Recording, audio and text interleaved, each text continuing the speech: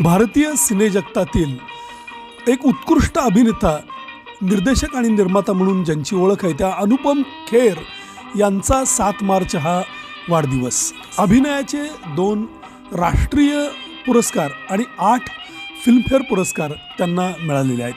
त्याचबरोबर भारत सरकारनं त्यांना 2004 पद्मश्री आणि 2016 पद्मभूषण पुरस्कारानं सन्मानित केलं आहे.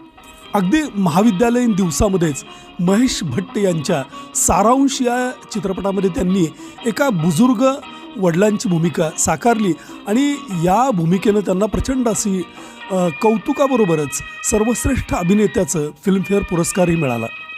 एका काश्मीरी पंडित परिवारामध्ये जन्म झाल्यामुळं त्यांनी काश्मीरी पंडितांच्या समस्याही सातत्यानं लोकांसमोर मांडल्या. द काश्मीर फाईल्स हा चित्रपट त्याचाच एक भाग.